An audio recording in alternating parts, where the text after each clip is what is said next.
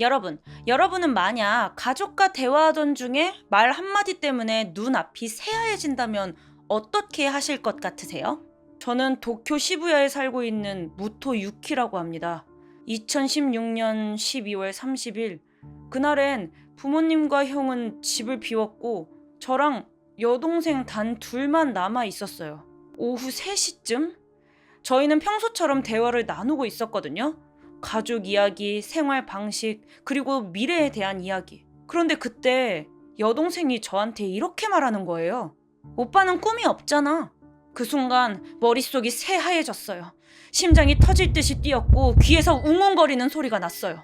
저는 순간 이성을 잃었고 손에 잡히는 대로 가까이 있던 목검을 들어 그대로 내리쳤습니다. 여동생이 비명을 지르면서 쓰러졌어요. 하지만 그게 끝이 아니었습니다. 세면대에 머리를 박고 피를 흘리는 여동생. 제 손에는 끈적한 피가 묻어 있었어요. 그런데 그녀가 아직 살아있다는 걸 깨달은 순간 다시 숨이 가빠지더라고요. 안 돼. 아직 끝나지 않았어. 저는 수건을 움켜쥐고 온 힘을 다해 목을 졸랐어요. 몸이 심하게 떨렸지만 멈출 수 없었죠. 그렇게 숨이 멎은 여동생을 욕실로 끌고 가 욕조에 물을 가득 채웠어요. 그리고 머리를 집어넣었습니다. 손끝에서 느껴지는 점점 약해지는 몸부림. 거품이 부글거리면서 수면 위로 올라오더니 이내 조용해졌어요. 마침내 모든 것이 끝났어요. 저는 평범한 학생이었습니다. 조용했고 성실했고 늘 할 일만 했어요. 부모님이 정해준 길을 따라가는 것. 그게 제가 해야 할 일이라고 생각했으니까요. 부모님은 치과 의사셨고 형도 치의대생이었죠. 그리고 저는 그 길을 따라가야 하는 그저 그런 수험생? 하루 종일 책상에 앉아 문제를 풀고 틀린 문제를 다시 풀고 학원과 집을 오가는 반복된 생활. 공부를 하면 할수록 눈이 침침해지고 머리가 지끈거려도 이게 정상이라고 믿었어요. 집에서는 조용히 공부만 했고 부모님과 형은 늘 바빴어요. 제가 있든 없든 아무도 신경 쓰지 않았죠. 거실에서도 방에서도 저는 그저 공기 같은 존재였습니다. 하지만 여동생 아즈미는 달랐어요. 연기자가 되겠다고 하는 거예요.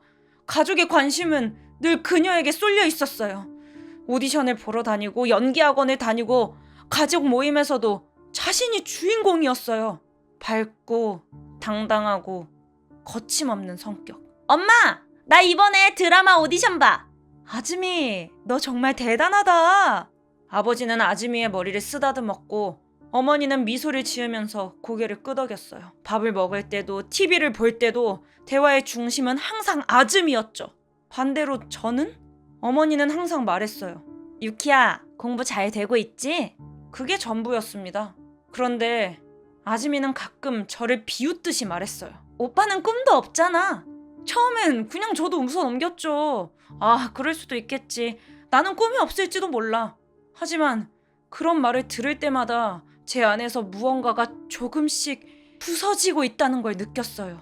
아즈미는 나는 배우가 될 거야. 오빠는 뭐 할 건데? 치대 가는 게 꿈이야? 그냥 엄마 아빠가 시켜서 하는 거지? 공부만 하면 뭐해? 오빠는 아무것도 못하잖아. 말끝마다 저를 비웃는 거예요. 가족이 모여있을 때도 친척들이 놀러왔을 때도 아즈미는 그냥 그렇게 말했어요. 그러면 모두가 웃더라고요. 유키는 원래 조용하잖아. 그렇지 유키야? 저는 아무 말도 할 수 없었고 그냥 밥을 삼키면서 고개를 끄덕일 뿐이었습니다. 그런데 그날 아즈미가 오빠는 꿈이 없잖아. 그래서 실패하는 거야. 이러더라고요. 그 순간 귀에서 웅 하는 소리가 들렸어요. 저는 머릿속이 새하얘졌고 눈앞에 아즈미가 흐릿하게 보였어요. 손끝이 저릿해지면서 심장이 미친 듯이 뛰었고 몸 안에서 뭔가가 끓어오르는 느낌이 들면서 가슴이 터질 것 같았습니다. 저는 두 주먹을 꾹 움켜쥐었어요. 숨을 들이마셨지만 너무 가빠서 제대로 쉬어지지도 않았어요. 그때 머릿속에서 딱 뭔가가 끊어졌습니다. 닥쳐! 제가 소리쳤던 것도 같지만 제 목소리가 맞는지도 모르겠네요. 생각할 틈도 없이 손에 잡히는 대로 책상 위에 놓여있던 목검을 들었고 그대로 망설임 없이 휘둘렀습니다. 아즈미가 비명을 지르면서 바닥으로 쓰러졌고 머리를 감싸진 채로 몸을 웅크렸어요. 그런데 그때 바닥에 피가 번졌고 아즈미가 경련을 일으키더라고요. 저는 숨을 몰아쉬면서 아즈미를 향해 손을 뻗었어요. 와, 아직 살아있더라고요. 몸을 부들부들 떨면서. 그때 제가 뭘 했냐고요? 저는 그냥 아즈미를 멍하니 바라보기만 했던 것 같아요. 하지만 아직 끝난 게 아니었어요. 아직 완전히 죽은 게 아니니까요. 근처에 수건이 있길래 수건을 움켜쥐었어요. 손가락이 피로 젖어서 미끄러졌지만 뭐 상관없었습니다. 저는 다시 아즈미한테 다가갔어요. 그런데 그때 아즈미가 피범벅이 된 얼굴을 들고 헐떡이면서 저를 올려다보는 거예요. 아즈미의 입술이 파르르르 떨렸어요. 저한테 무슨 말을 하고 싶었던 걸까요? 하지만 저는 아무 말도 하지 않았습니다. 그냥 수건을 목에 감았고 있는 힘껏 손에 힘을 줬어요. 그러자 아즈미가 몸을 버둥거리면서 손톱으로 제 팔을 긁었어요. 피부가 찢어지는 듯한 고통을 느꼈지만 저는 멈추지 않고 계속해서 목을 졸랐죠. 얼마나 지났을까? 그녀의 손짓이 점점 약해졌어요. 몸이 경직되더니 서서히 힘이 빠지더라고요. 그러더니 떨리던 손이 축 늘어졌고 그렇게 숨이 완전히 멎은 것 같았습니다. 끝났을까요? 아니요. 저는 확실히 해야 했어요. 아즈미를 질질 끌고 욕실로 갔는데 축 처진 팔이 바닥을 스치면서 끌려왔고 제 손끝에는 여전히 따뜻한 피부의 감촉이 느껴졌어요. 그래서 저는 욕조에 차가운 물을 받았어요. 그리고는 아즈미의 머리를 물속으로 밀어 넣었습니다. 그런데 그 순간 몸이 다시 격렬하게 움직이는 거예요. 막 거품이 부글부글 떠오르면서 저항하는데 솔직히 저는 죽은 줄 알았거든요. 여기까지 온 이상 돌이킬 수 없어서 아즈미를 잡고 있는 손을 놓지 않았어요. 그렇게 이내 고요해졌고 더 이상 움직임이 없었습니다. 그때 저는 숨이 끊어진 여동생을 한참 바라봤던 것 같아요. 당황했냐고요? 아니요, 당황하지 않았어요. 해야 할 일은 분명했거든요. 욕조 안에는 차갑게 식어버린 여동생이 있었고 저는 여동생의 눈을 감고 있는 얼굴을 바라보면서 이제 이걸 어떻게 해야 할까 한참을 고민했던 것 같습니다. 저는 고민 끝에 없애야 한다는 결론을 내렸어요. 부엌에서 칼을 꺼내와서 손에 힘을 주고 심호흡을 했습니다. 그리고 첫 번째 단계를 시작했죠. 목, 팔, 다리, 관절을 따라 신중하게 잘랐어요.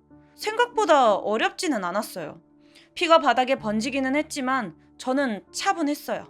손놀림은 점점 익숙해졌고 머릿속에는 해부학 수업이 떠올랐어요. 어디를 자르면 쉽게 나눠지는지, 어느 부위가 가장 단단한지 하나씩 천천히 정확하게 단계를 밟아 나갔죠. 잘린 신체를 비닐봉지에 넣고 비닐봉지를 여러 겹으로 포장했습니다. 아무래도 냄새가 새어나오면 안 되니까 신경을 곤두세웠던 것 같아요. 일부는 욕실 하수구에 흘려보냈어요. 피 묻은 옷은 세탁기에 넣고 뜨거운 물과 세제를 이용해서 흔적을 지웠습니다. 부모님이 집에 돌아왔을 때는 심장이 엄청 두근거렸어요.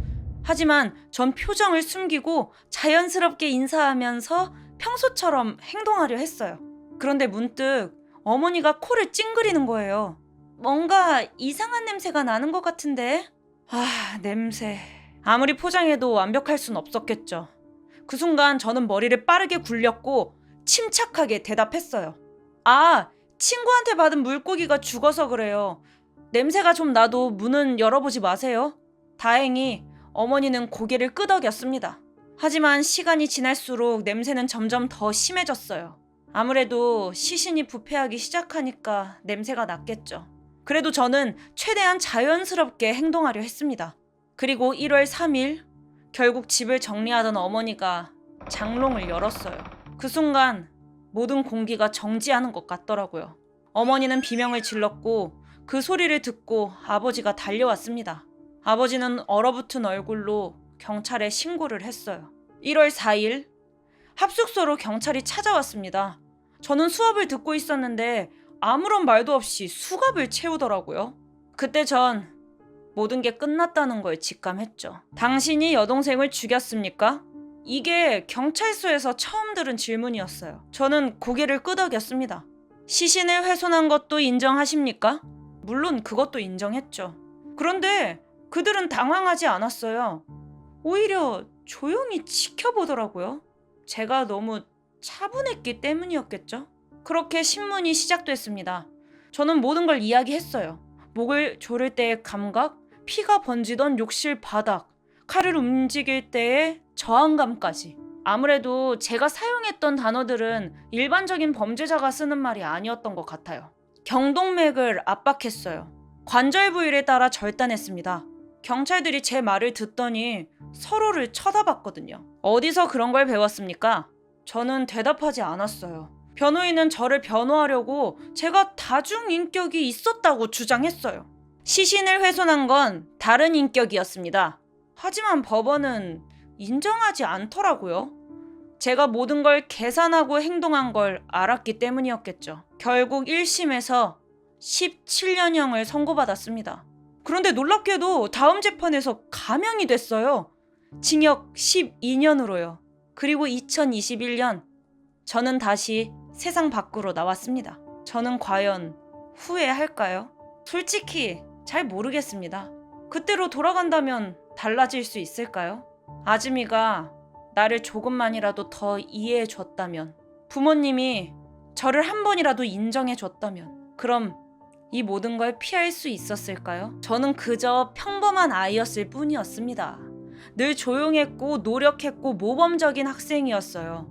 하지만 저는 그 누구도 저를 봐주지 않는 그냥 공기 같은 존재였어요.